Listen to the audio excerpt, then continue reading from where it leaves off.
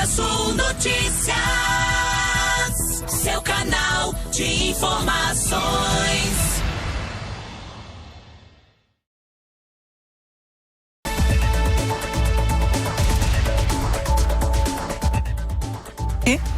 Agora, 8h17, bom dia. E agora a gente vai começar o nosso bloco da entrevista do dia, que hoje é com o médico pediatra Dr. Paulo Kaufmann. Ele que vem falar sobre autismo. Primeiramente, bom dia, Dr. Paulo, seja bem-vindo. Bom dia, Veridiana, bom dia, Elias. Bom dia, ouvintes. Obrigado pela oportunidade.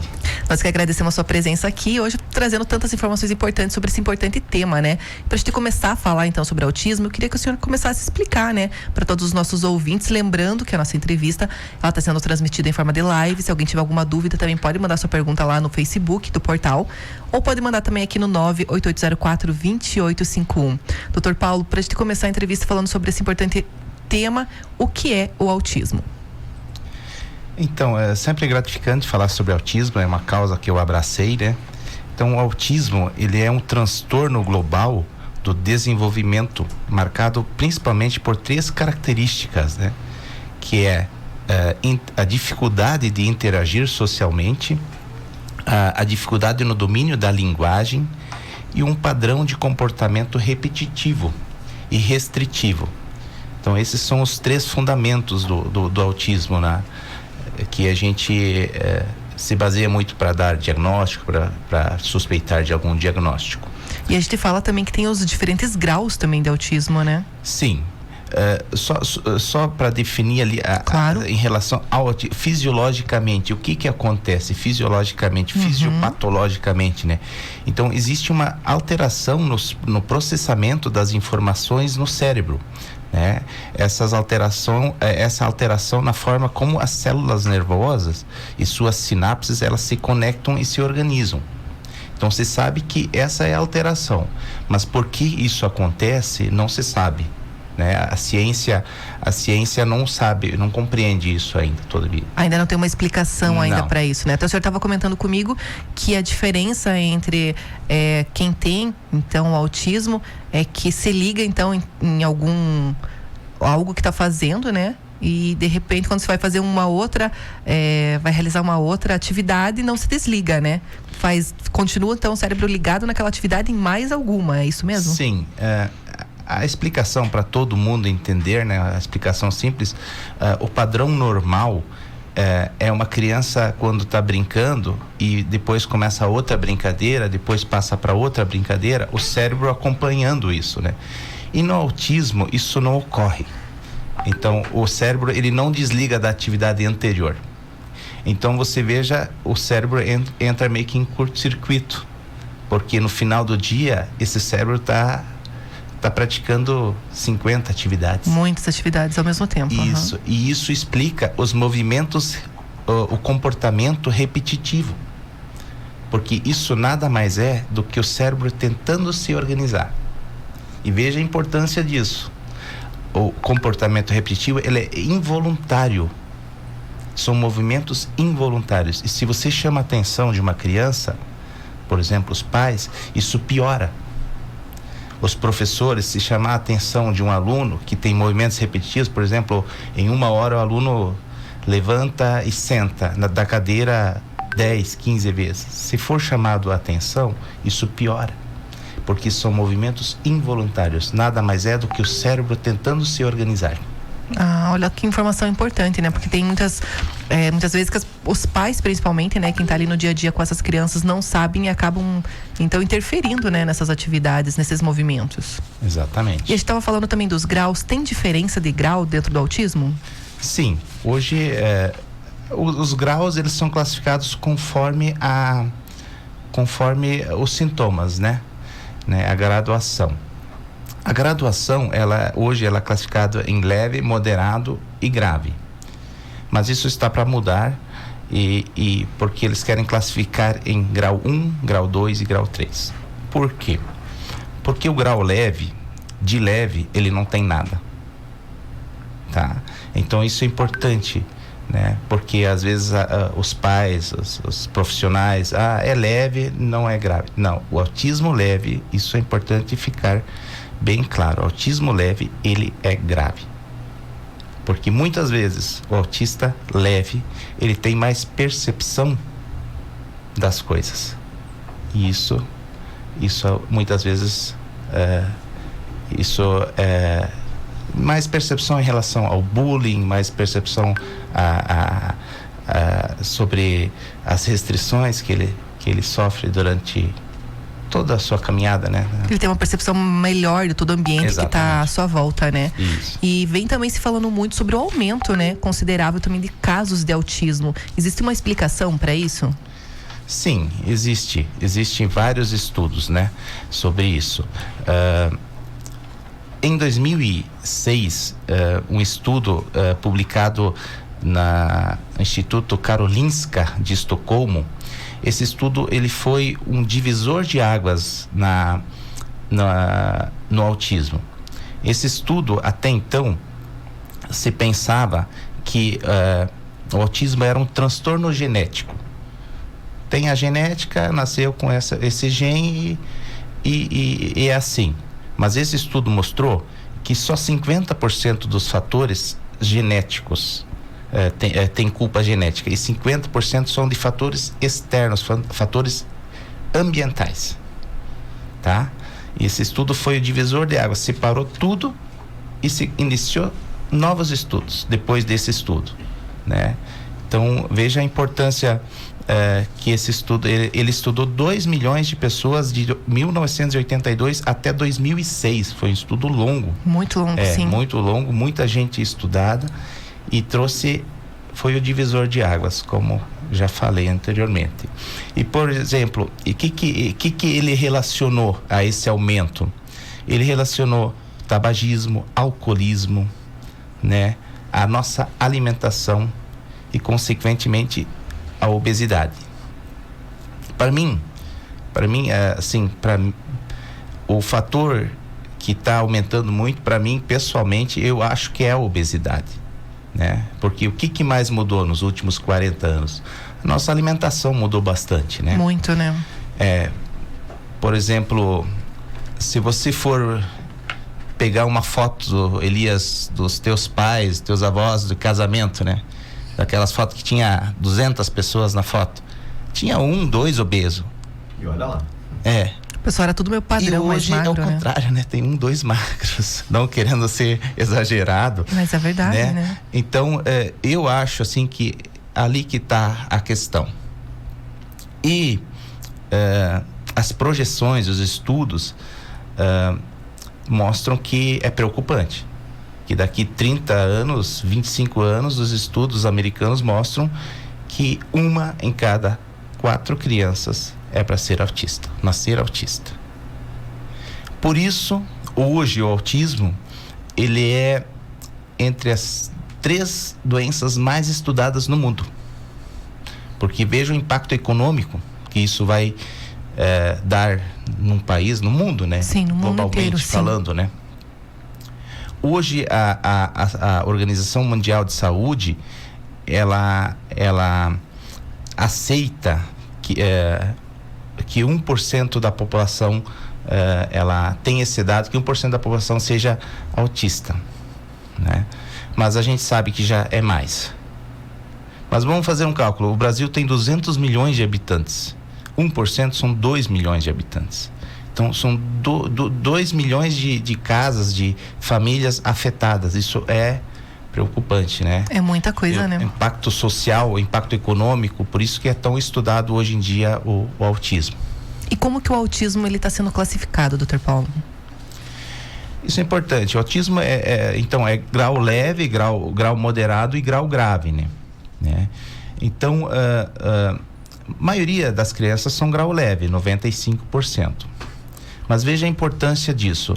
O grau leve, se você não faz as terapias, ele pode evoluir para um grau moderado.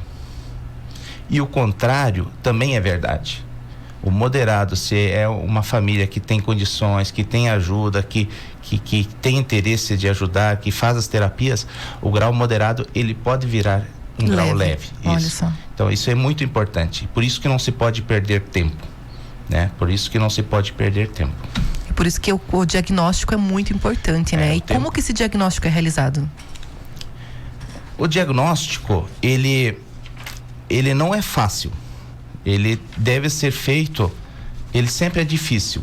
Por quê? Porque o autismo, ele se apresenta de várias formas, né? Ele não tem um padrão, né? Não tem um padrão, exatamente. Não tem um dado, um número, como por exemplo a diabetes. Não, você está com a tua glicemia acima de tal valor e você está classificado como diabético. Não, autismo não é assim. Então é um diagnóstico que sempre é feito pelo neuropediatra, mas com a ajuda de relatórios da fonoaudiologia, da psicologia, psicopedagogia, da terapia ocupacional, né? Então é um conjunto de relatórios para fechar esse diagnóstico. Se recomenda não fechar diagnóstico antes dos 3 anos. Mas o importante mesmo você não estando com diagnóstico, já iniciar as terapias. Isso é muito importante, as pessoas entenderem. E por isso que todo mundo fala que o autismo, ele também é diagnosticado por uma equipe multifuncional, né? Exatamente. Multidisciplinar, que são Sim. vários profissionais, né? Exatamente. Que cada um também atende de uma parte e daí conseguem juntos fazer, então, essa descoberta, né? E isso, quem dá diagnóstico é o médico, né? Mas o médico, ele estuda esses relatórios desses profissionais, né? Principalmente da psicologia, da psicopedagogia, o relatório dos professores é importantíssimo, né? Então tudo isso ajuda, sim, a fechar diagnóstico. Bacana. A gente também sabe que tem muitas perguntas frequentes e uma delas é perguntando se esse distúrbio, ele é mais frequente, já tem algum estudo que explica isso, é mais em meninos ou meninas? Hoje a proporção é mais em meninos, sim.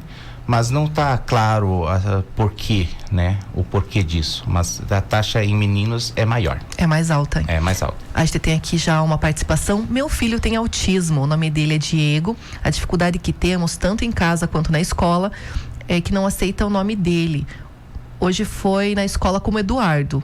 Ou o dia muda de nome. Isso é grave? Todos os trabalhos na escola, quanto tarefa em casa, ele assina como o nome que ele escolhe.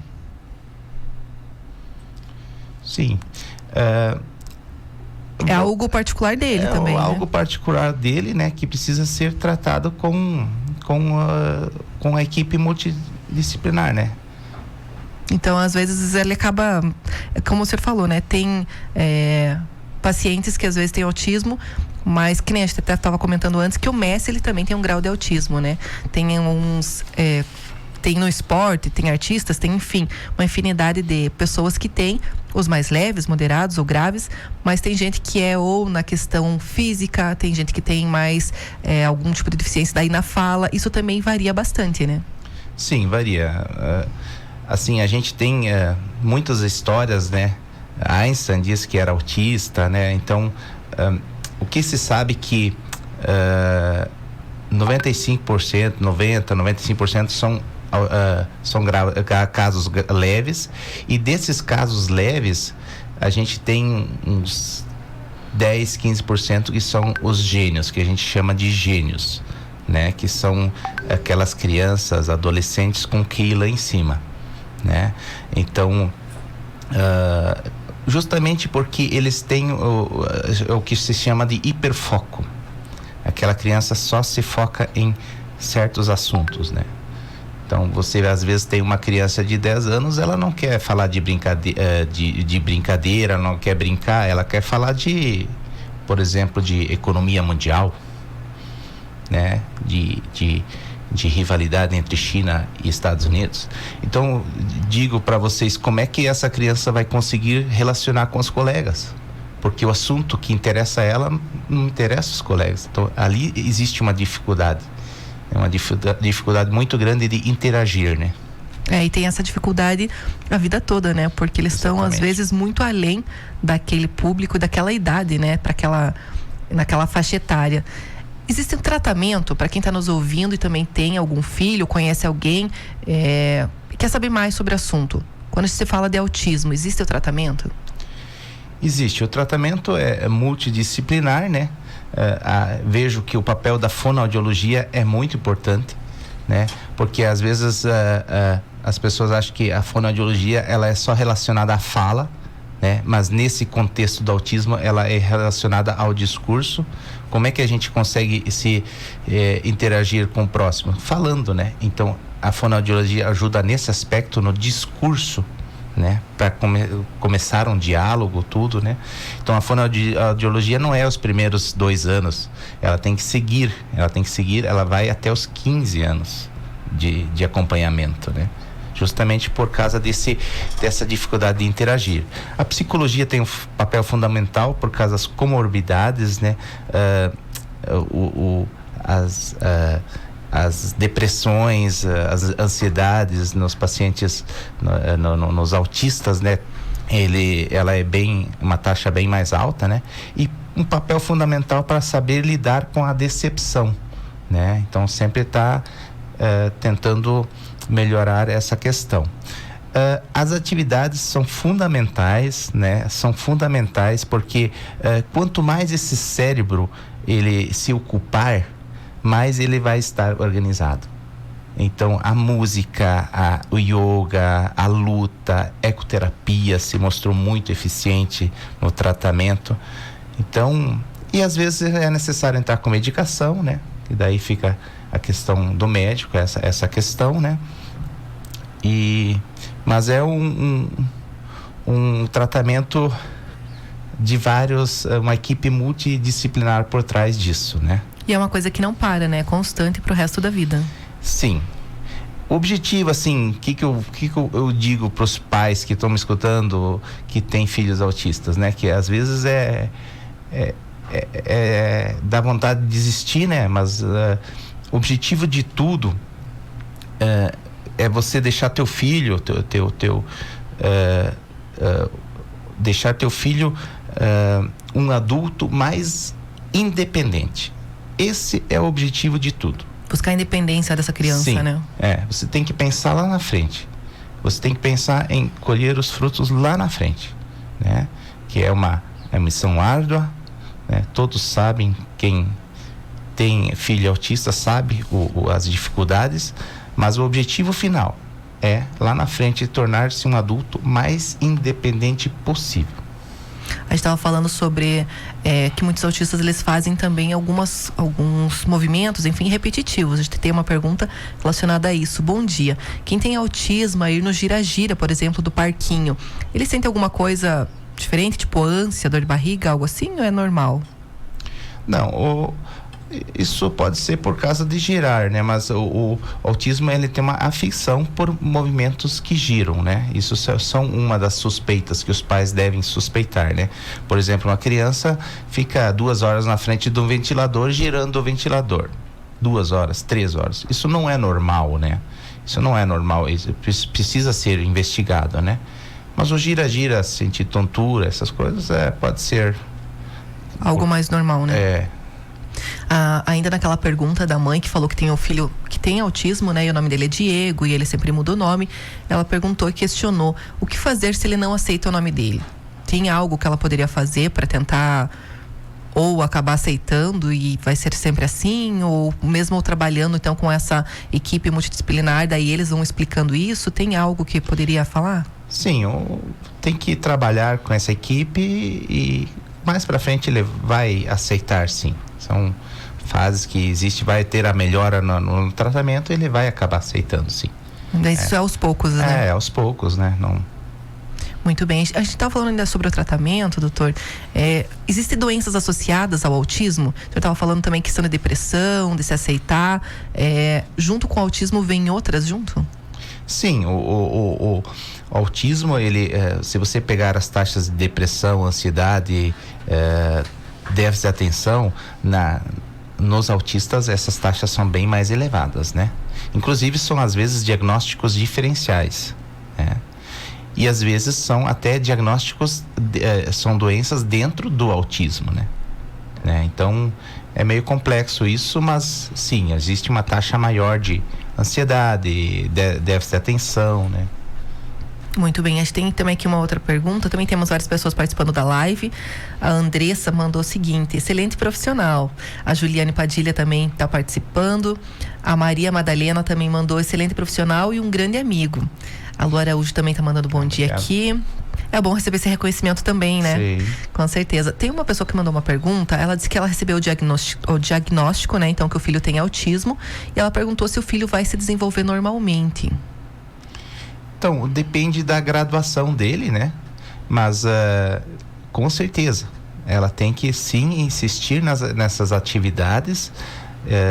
Ela tem que nem eu expliquei anteriormente, se por exemplo ele for um autista moderado, se ela insistir, ele pode virar ser um autista leve, e sempre focar lá na frente, não achar que amanhã já está tudo resolvido. Não, tem que pensar lá na frente, que nem eu falei, deixar um adulto mais independente. Esse é o objetivo, né? Então, manter a calma, focar na multidisciplinar, nas atividades multidisciplinares, fonoaudiologia, psicologia, médico, acompanhar com seu pediatra, neuropediatra, e lá na frente a gente vai saber, né? E o objetivo é lá na frente. Pensando já no futuro, né? Dr. Paulo, infelizmente o nosso tempo é meio curto, né? Então, pra gente encerrar, eu queria que o senhor deixasse também uma mensagem, um recado. Qual que era o recado que o senhor tem, depois de passar tantas informações importantes a respeito do autismo? O que o senhor pode deixar, então, de recado para todo mundo que está nos ouvindo, para os pais também que têm filhos com autismo, a respeito, então, sobre o autismo? Então, eu venho assim, eu faço, às vezes dou palestra em APAES, nas escolas, eu já fiz, né? Meu objetivo, assim, é deixar essa doença mais conhecida pela população em geral. Com isso, a intenção é diminuir o preconceito, né? Quando se tem conhecimento sobre um assunto, o preconceito, a tendência é que ele caia, né? Aos pais eu tenho para dizer isso, que não desistam, que o objetivo é lá na frente esses filhos tornarem-se mais independentes deles, né? Dos próprios pais, né? E agradecer mesmo a oportunidade. Espero ter ajudado as pessoas, a população, e estou disponível também para, se precisar entrar em contato comigo, sempre é um prazer poder ajudar, né? E trazer mais informações sobre esse tema tão importante. É um tema muito amplo, né? Muito. Então, em 15 minutos, 20 minutos é muito curto o tempo para poder falar tanta coisa. Tem mais uma participação aqui. Bom dia. A minha irmã foi diagnosticada com autismo grau 1, que seria o leve. Descobrimos e começamos o tratamento em fevereiro. Vejo uma melhora bem significativa nela. As terapias são essenciais e ter alguém na escola que saiba lidar com essas crianças seria importante, porque nem sempre os professores sabem. As terapias são 1 hora, mas quem mais deve se dedicar são os da família, os pais, né, irmãos, porque onde a criança fica a maior parte do tempo. Aqui em casa a gente faz a nossa parte. Então a gente brinca, conversa de maneira que a terapeuta ocupacional e a fono e a psicóloga ensinaram. É bastante importante também essa participação da família, e como ela falou, quanto também é importante esses professores estarem preparados, né? Sim, o autismo, as taxas aumentaram muito nos últimos 20 anos, então as escolas não estavam preparadas, né? Estamos evoluindo, as escolas estão melhorando. Se você for ver os últimos 10 anos, teve uma evolução, né? A gestão pública, os gestores, eles estão atentos, né? Claro, tem muita coisa para fazer, né? Precisa melhorar muito, e vai melhorar, né? Mas o professor auxiliar é fundamental. Principalmente para estar ali acompanhando, né? Isso. Porque é uma dedicação exclusiva também para essa criança, para esse aluno, porque ela precisa também de uma atenção especial e diferenciada, né? Exatamente. Dr. Paulo, mais uma vez, muito obrigado pela sua participação. A gente deixa aqui um abraço a você, toda a sua equipe. A gente sabe o quanto é importante o seu trabalho e já está convidado para vir novamente trazer mais informações também a respeito do autismo e outros assuntos também pertinentes, que a gente sabe que é muito importante e o tempo é curto para falar sobre esse assunto, né? Sim. Eu que agradeço a oportunidade e queria mandar um abraço para minha esposa, com certeza está escutando. Um abraço para Leila. Ela já veio aqui. Eu acho que ela está na estrada indo para a União da Vitória. Hoje ela trabalha no IML. Ah, sim. E um abraço para o meu filho, Paulinho, e para o meu filho, Joãozinho. Então, um abraço a todos, seja sempre bem-vindo. Agora, 8h41, a gente vai para um rápido intervalo e a gente volta já já. Cultura Sul Notícias, seu canal de de informações.